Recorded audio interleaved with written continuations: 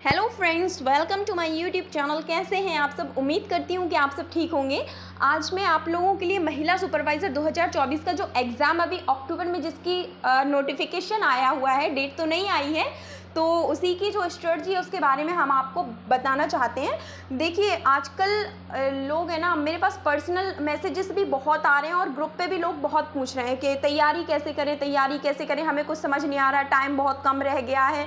इतने सारे क्वेश्चंस लोगों के मन में हैं, लेकिन वो एग्जैक्ट वे उनको समझ नहीं आ रहा है कि करना क्या है। तो यही मैंने आपको थोड़ा बहुत इस वीडियो के माध्यम से समझाने की कोशिश की है। प्लीज़ आप लोग इस वीडियो को पूरा देखिए।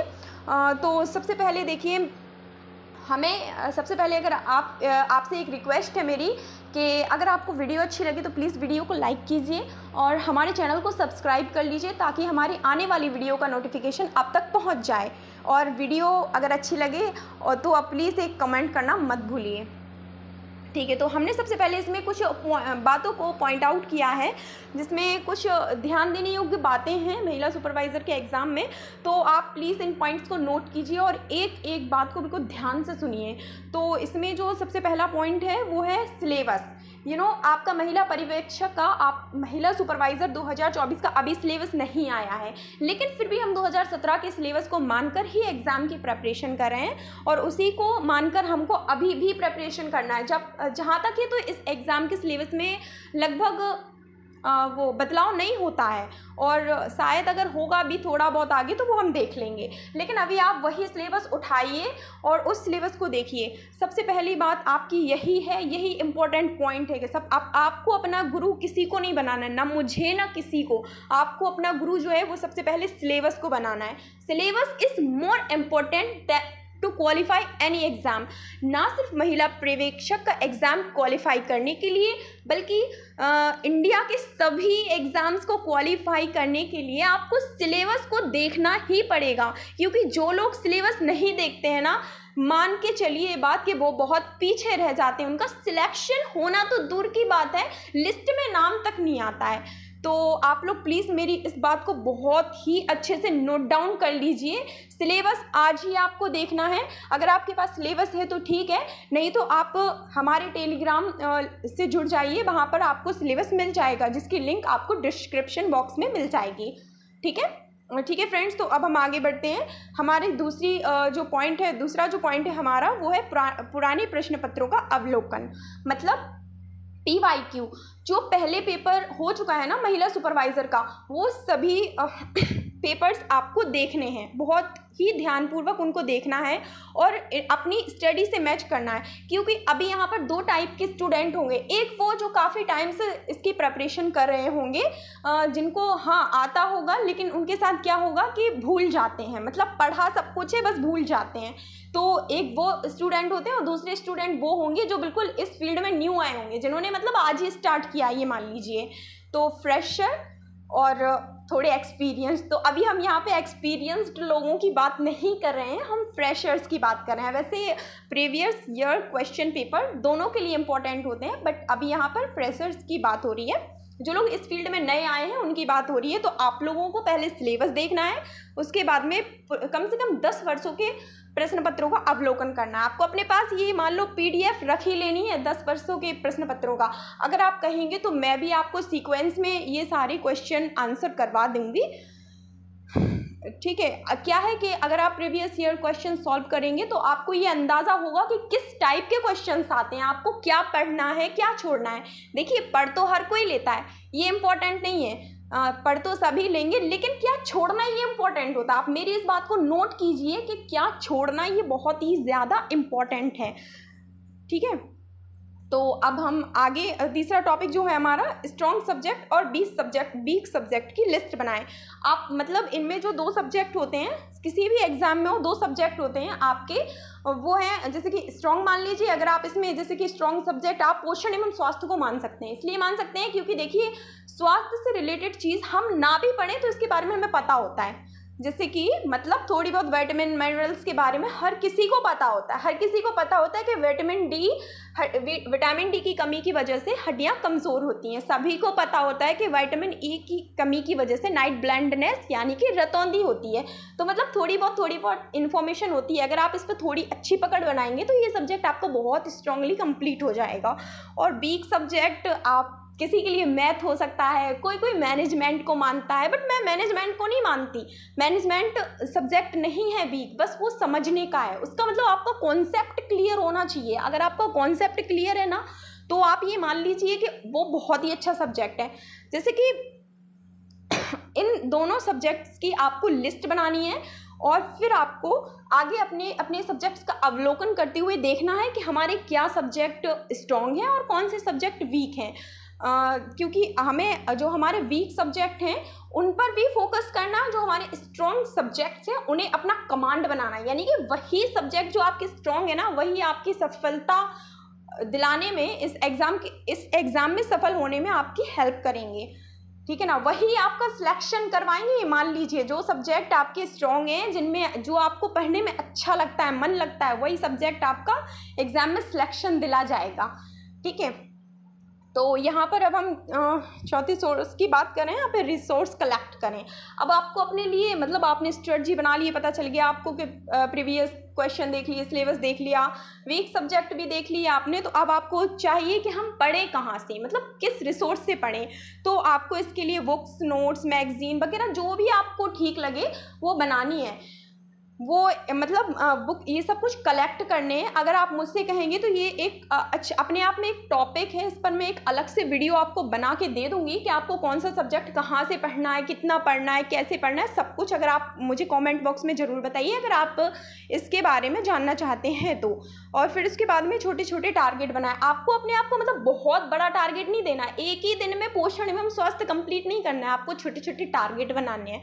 3 महीने में आपको डिवाइड करना है अपनी स्ट्रेटजी को और छोटे छोटे टॉपिक्स बनाने हैं जिनको आपको टारगेट पे रखना है कि आज हाँ मैंने इतना कर लिया। मतलब आपको घंटों के हिसाब से पढ़ाई नहीं करनी है। अगर आप घंटों के हिसाब से पढ़ाई करेंगे ना तो कभी भी आप पढ़ नहीं पाएंगे, क्योंकि ज़रूरी नहीं है, इंसान कभी बिजी होता है। आप लोग तो वैसे भी वुमेन है, घर के काम होंगे, सब कुछ होगा। कई लोग तो यहाँ पे मैरिड होंगे। तो आप लोगों को अपने हिसाब से बस एक गोल बना लेना है कि हाँ आज मुझे इतना पढ़ना है, ये सब्जेक्ट कवर करना है। आप कैसे भी हो वो सब्जेक्ट, वो टॉपिक हमारा उतना कवर होना चाहिए, ताकि आपको रात में खुद सेटिस्फिकेशन हो कि हाँ आज मैंने इतना पढ़ा है। इतने घंटे मैटर नहीं करते पढ़ाई में कभी भी। ये बात याद रखिए आप लोग। अगर आप घंटों से पढ़ाई करेंगे तो पीछे ही रह जाएंगे, क्योंकि कभी कभी यूपीएससी जैसे एग्ज़ाम में भी आप लोगों ने देखा होगा, लोग 17-17, 18-18 घंटे भी पढ़ते हैं, लेकिन उनका सिलेक्शन 6-6, 7-7 साल तक नहीं हो पाता है। और कुछ लोग 4-5 घंटे पढ़ के भी एग्ज़ाम क्वालिफाई कर ले चाहते हैं। तो ये तो महिला सुपरवाइज़र का एग्ज़ाम है, ठीक है ना। तो आप लोग इस चीज़ पर फोकस कीजिए। ये टॉपिक हमारा यहीं पे कवर हो गया, घंटे के हिसाब से नहीं, प्रतिदिन का टारगेट सेट करना है आपको। उसके बाद में ज़्यादा लंबा टाइम टेबल ना बनाएं, फॉलो नहीं होता है इसलिए क्योंकि आपको एक टाइम टेबल वही बनाना है जो आप फॉलो कर पाएँ। आपको ऐसा नहीं बना लेना कि भाई 4 घंटे मैं सुबह स्टडी कर रही हूँ, फिर दोपहर में मैं 4 घंटे स्टडी कर रही हूँ, रात में मैं 4 घंटे स्टडी कर रही हूँ, 12 घंटे हो गए हैं, मतलब आपके पास टाइम ही नहीं है। ऐसा नहीं है, एक दिन आप करेंगी दूसरे दिन आप रह जाएंगी। तो इसीलिए आपको घंटों के हिसाब से ना पढ़ाई करनी है और ना ज़्यादा लंबा आपको टाइम टेबल बनाना है। वही टाइम टेबल बनाना है जिसको आप फॉलो कर सकें, ठीक है। उसके बाद में प्रश्नों के वेटेज के अनुसार पढ़ाई करनी है कि मतलब आपको देखना है, वही चीज़ हो गई कि प्रीवियस ईयर क्वेश्चन में क्या हमें क्या प्रश्न देखने को मिले थे, किस तरह का पिछले साल का हमारा पेपर था, आगे आने वाले टाइम में किस तरह के क्वेश्चंस आ सकते हैं। इन सभी बातों को ध्यान में रखते हुए आपको पढ़ाई करनी है। और आपको ऐसे सब कुछ नहीं पढ़ लेना है। लोग अभी यहाँ पे आप टेलीग्राम पर देख लेंगे, यूट्यूब पर देख लेंगे, सोशल मीडिया पर सभी के अपने अपने यूट्यूब चैनल चल रहे होते हैं, सभी अपना अपना बता रहे होते हैं कि भाई ये पढ़ लो, ये पढ़ लो, ये पढ़ लो, लेकिन वो एग्ज़ाम ओरिएंटेड नहीं होता है। तो ये अपने आप में बहुत बड़ी बात होती है, बहुत बड़ा चैलेंज होता है। आप ये समझ पाते हैं कि हाँ यही सही है मेरे लिए और यही एग्ज़ाम में आएगा। मतलब पढ़ तो आप बहुत कुछ लेंगे, इतना बड़ा संसार है यहाँ पे पढ़ाने के लिए, तो पता नहीं क्या क्या, आप कभी पढ़ाई पूरी कर ही नहीं सकते। लेकिन अभी आपको सिर्फ उतना ही पढ़ना है जितने में आपका सिलेक्शन हो जाए, ठीक है ना। आपको अनावश्यक चीज़ों के पीछे भागना नहीं है, बहुत सारे मटेरियल के पीछे नहीं भागना है आपको, नहीं तो आप कभी भी अपने इस टारगेट में सफल नहीं हो पाएंगे।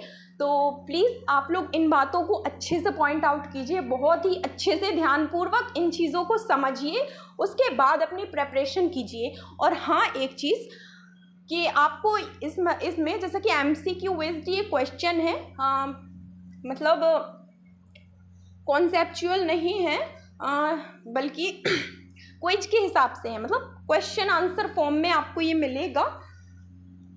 तो इसके लिए आपको प्रैक्टिस करनी बहुत ही ज़रूरी है।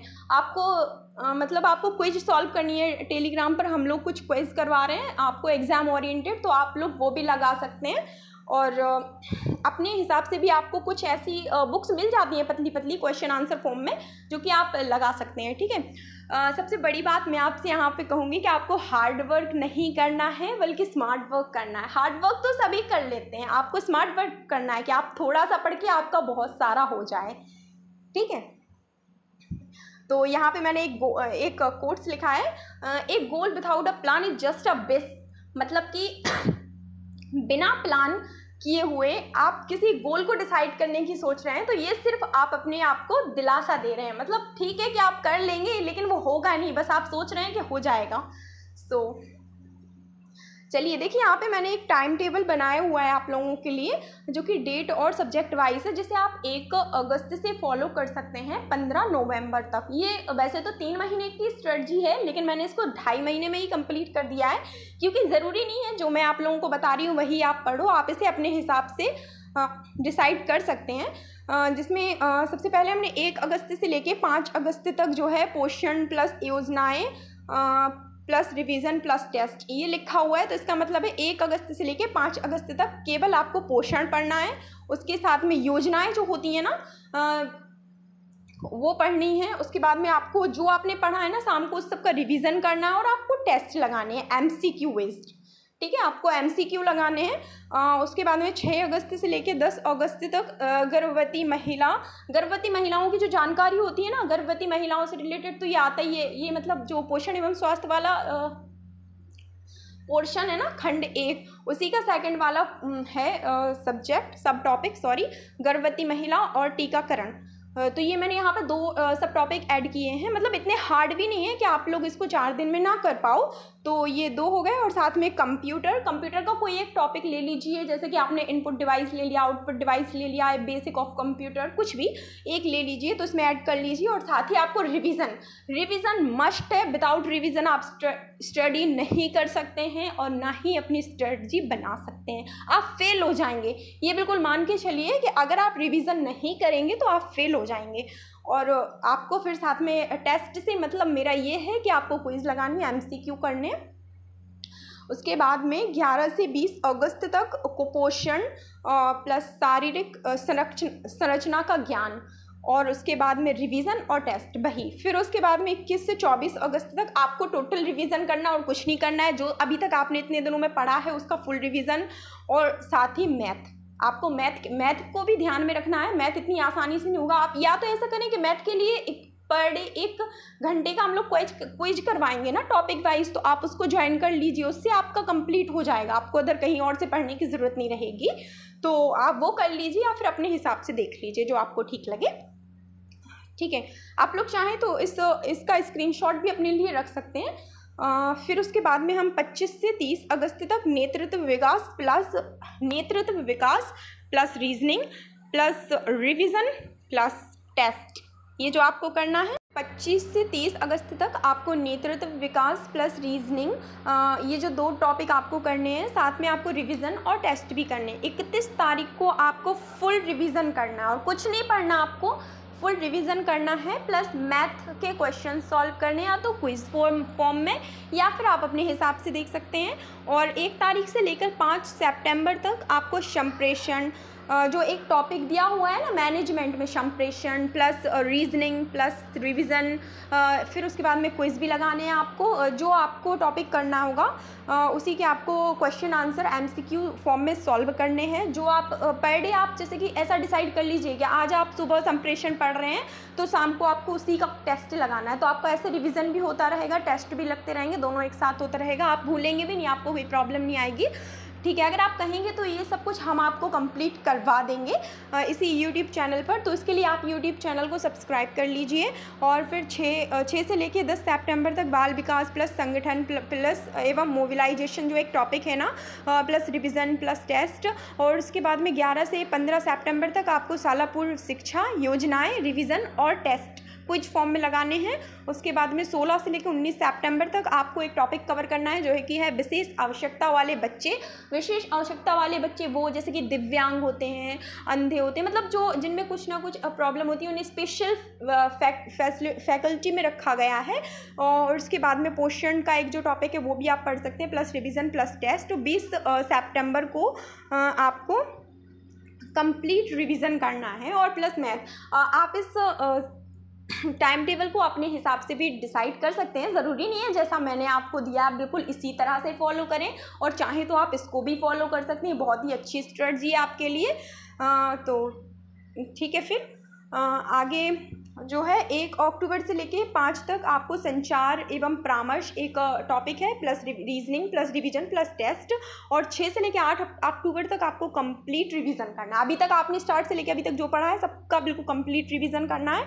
और फिर 9 से लेके 14 अक्टूबर तक आपको गर्भवती जो एक टॉपिक है ना, गर्भवती महिलाओं से रिलेटेड, इसमें गर्भवती महिलाओं से रिलेटेड बहुत ज़्यादा पूछा जाता है कि गर्भवती महिलाओं को कौन से टीके लगाए जाते हैं, गर्भवती महिलाओं को किस तरह का पोषण न्यूट्रिशन की ज़रूरत होती है, उन्हें क्या क्या कमी हो सकती है। तो मतलब इस चीज़ के बारे में बहुत पूछा जाता है इसमें। और वो ग्लैंड होती है ना, एक इम्पॉर्टेंट टॉपिक है ग्रंथियाँ, तो उससे रिलेटेड टॉपिक बहुत ज़्यादा आते हैं। आपने पिछले 2017 के बैच के आप देख लीजिए क्वेश्चन, थायराइड ग्रंथि से काफ़ी सारे क्वेश्चंस पूछे गए हैं। तो आपको ये सब चीज़ें ध्यान में रखते हुए अपनी स्ट्रेटजी को आगे बढ़ाना है, अपनी तैयारी कंप्लीट करनी है।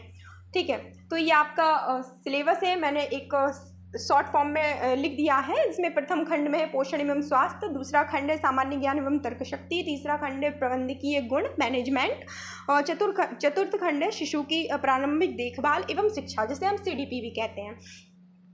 उसके बाद में आपको देखिए स्ट्रेटजी आपकी ऐसी है कि आपको पहले थ्योरी करनी है कवर, उसके बाद में थ्योरी कवर करनी है, उसके बाद में उसकी प्रैक्टिस करनी है, और आपको वीकली टेस्ट भी लगाने हैं। आपको पता है कि ये जो टेस्ट हैं ये आपके लिए बहुत ही इंपॉर्टेंट रोल प्ले करते हैं, लेकिन टेस्ट से कभी क्वेश्चन नहीं आते। आप लोग ये मत भूलिए कि उनका, ये मत सोचिए कि उनका स्कोर इतना हो रहा है, इनका स्कोर इतना हो रहा है, मेरा स्कोर इतना हो रहा है, तो मतलब इससे आप डिप्रेस्ड हो जाएंगे। कभी भी बहुत कम चांसेस ऐसे होते हैं कि आपको टेस्ट के क्वेश्चन ही एग्ज़ाम में देखने को मिल जाएं, वरना तो ऐसा नहीं होता है। लेकिन हाँ, जो आप थ्योरी में पढ़ेंगे, जो आप समझेंगे, वो आपके एग्ज़ाम में ज़रूर आएंगे। ओके, तो ये कुछ पॉइंट हैं जिन्हें आपको ध्यान में रखना है। आखिर में ज़्यादा सोर्सेज को आप इकट्ठा ना करें, लिमिटेड सोर्स से पढ़ें। किसी एक इंसान को आप गुरु बनाइए। अगर आप बहुत सारे लोगों को फॉलो करेंगे तो आप भटक जाएंगे, आप मतलब भटक जाएंगे, और साथ ही आपका ना तो सिलेबस कवर होगा और ना ही आप आगे कुछ कर पाएंगे। उसके बाद में एक ही बुक को बार बार पढ़ें। एक ही बुक से मतलब है एक चीज़ जो आपने, जैसे कि पोषण एवं स्वास्थ्य के लिए आपने हमसे कुछ पढ़ लिया है, अगर हमने आपको इस यूट्यूब पर कोई लेक्चर दे दिया है तो आपको उसी पर ही पूरा भरोसा करना पड़ेगा।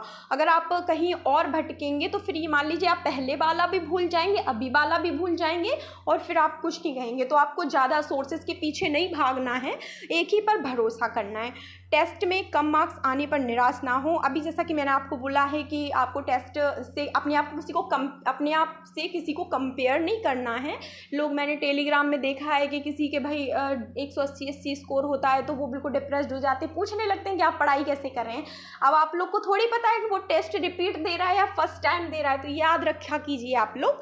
ठीक है, उसके बाद में टाइम टेबल को जो है ना, ये जो आपको टाइम टेबल मैंने दिया है आप लोग बनाएंगे, उसको 70 से 80% तक फॉलो करने का प्रयास करना है आपको, मतलब कोशिश ही करनी है तो आप इसको 70 to 80% तक फॉलो कर पाएँ हर हाल में, तभी आपका कुछ हो सकता है। आपके कोई भी आपको मतलब इसमें से मैंने आपको स्टार्टिंग में बताया था कि आपको अपने स्ट्रॉन्ग जो सब्जेक्ट हैं उनको मतलब सिलेक्ट कर लेना है कि हाँ आपका क्या स्ट्रॉन्ग है, वो चीज़ बिल्कुल आपको एकदम इस तरह से स्ट्रॉन्ग कर लेना है उसको कि उसमें से एक भी प्रश्न आपका गलत ना हो, क्योंकि जो सब्जेक्ट आपका वीक है, फॉर एग्जांपल आपके 3 सब्जेक्ट अच्छे हैं, पोषण एवं स्वास्थ्य, CDP और मैनेजमेंट आपके अच्छे हैं ना, तो अगर आप जनरल नॉलेज नहीं भी होगा आपका उतना अच्छा तो कोई प्रॉब्लम नहीं होगी, आप सिलेक्शन ले जाएंगे, ठीक है ना। बाकी आपको कवर करना है, ऐसा नहीं है कि आपको छोड़ना है, बस एक एग्जाम्पल है कि आपका जो स्ट्रॉन्ग है उसको बहुत स्ट्रॉन्ग करना है और जो नहीं है उससे धीरे धीरे करने की कोशिश करनी है। तो ठीक है फ्रेंड्स, अगर आपको वीडियो अच्छी लगी है तो प्लीज़ वीडियो को शेयर करें और हमें कमेंट में ज़रूर बताइए कि आप आगे और किस तरह की वीडियो चाहते हैं। Thank you.